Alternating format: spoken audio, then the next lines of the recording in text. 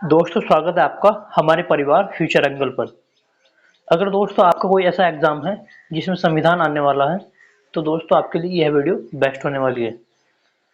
दोस्तों हम आज संविधान के जो प्रीवियस क्वेश्चन है वो लेकर आए हैं, इसलिए आपके लिए सबसे ज़्यादा इम्पोर्टेंट हो जाता है। अगर आपने दोस्तों हमारी पिछली वीडियो नहीं देखी तो आप हमारी वीडियो चैनल पर जाकर देख सकते हो। चलिए दोस्तों शुरू करते हैं। क्वेश्चन नंबर 1, निम्नलिखित में से कौन सा मौलिक कर्तव्य है? ऑप्शन ए सार्वजनिक संपत्ति की सुरक्षा करना, ऑप्शन बी वैज्ञानिक दृष्टिकोण का मानववाद विकसित करना, ऑप्शन सी भारत की संप्रभुता अखंडता और एकता की रक्षा करना, ऑप्शन नंबर डी ये सभी। इसका सही आंसर है ऑप्शन नंबर डी ये सभी। दोस्तों ये सभी जो है मौलिक कर्तव्य है, ये आपको याद रखना है। 26 जनवरी 1950 को लागू किए गए भारतीय संविधान में मौलिक कर्तव्यों का कोई उल्लेख नहीं था, पर 42वें संविधान संशोधन 1976 के द्वारा इनको जोड़ा गया है, ये भी आपको याद रखना है। दोस्तों स्वर्ण सिंह कमेटी बनती है उसके आधार पर ही इनको जोड़ा गया था, ये भी आपको याद रखना है क्योंकि कभी कभी पूछ लिया गया है कि मौलिक कर्तव्य कौन सी कमेटी के आधार पर जोड़े गए। आपको याद रखना है स्वर्ण सिंह कमेटी के आधार पर। क्वेश्चन नंबर 2, निम्न में से किसमें मौलिक कर्तव्यों को उल्लेखित किया गया है? ऑप्शन ए भाग 4 का क, ऑप्शन बी भाग 3, ऑप्शन सी अनुसूची 4 क, ऑप्शन डी भाग 4। इसका सही आंसर ऑप्शन नंबर ए भाग 4 का क है। दोस्तों भाग 4 के क में मौलिक कर्तव्यों का उल्लेख किया गया है, ये आपको याद रखना है। दोस्तों भाग 2 जो है वो नागरिकता को बताता है और भाग 4 जो है वो नीति निर्देशक तत्व को बताता है और भाग 3 मौलिक अधिकार को बताता है, ये भी आपको याद रखना है। क्वेश्चन नंबर 3, 42वें संविधान संशोधन के माध्यम से भारतीय संविधान में कितने मौलिक कर्तव्य जोड़े गए थे? Option A 11, option B 10, option C 9, option D 12। इसका सही आंसर ऑप्शन नंबर बी 10। दोस्तों 42वें संविधान संशोधन 1976 के द्वारा भारतीय संविधान में मौलिक कर्तव्यों की संख्या 10 जोड़ी गई थी, आपको याद रखनी है स्वर्ण सिंह कमेटी के आधार पर। 286वां संविधान संशोधन होता है 2002 के द्वारा, इसमें 11वां मौलिक कर्तव्य जोड़ा गया था।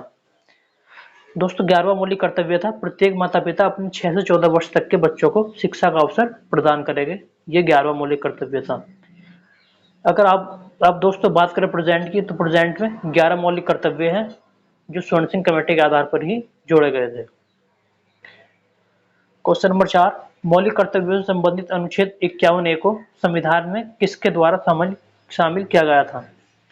ऑप्शन ए 42वें संविधान संशोधन अधिनियम, ऑप्शन बी 41वें संशोधन अधिनियम द्वारा, ऑप्शन सी 44वें संशोधन अधिनियम द्वारा, ऑप्शन नंबर डी 45वें संविधान संशोधन अधिनियम द्वारा। इसका सही आंसर ऑप्शन नंबर ए 42वें संविधान संशोधन 1976 के द्वारा इसको जोड़ा गया था। क्वेश्चन नंबर 5, भारतीय संविधान के लिए राज्य नीति निर्देशक सिद्धांत किस देश के संविधान से लिए गए हैं?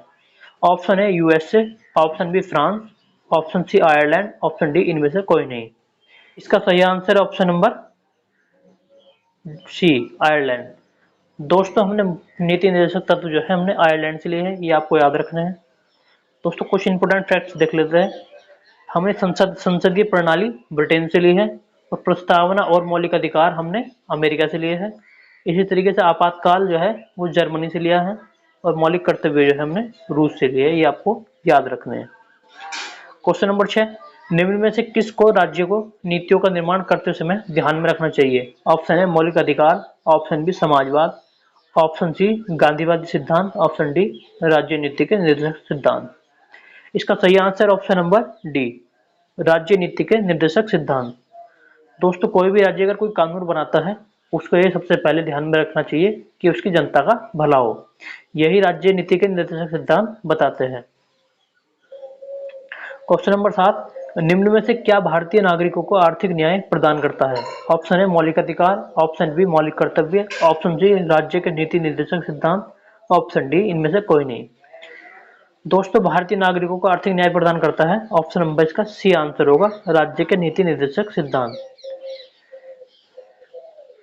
अनुच्छेद 38 में राज्य सामाजिक एवं आर्थिक एवं राजनीतिक न्याय सुनिश्चित करता है, ये आपको याद रखना है। अनुच्छेद 38 जो आता है वो डीपीएसपी में आता है, यानी कि राज्य नीति निर्देशक सिद्धांत में आता है।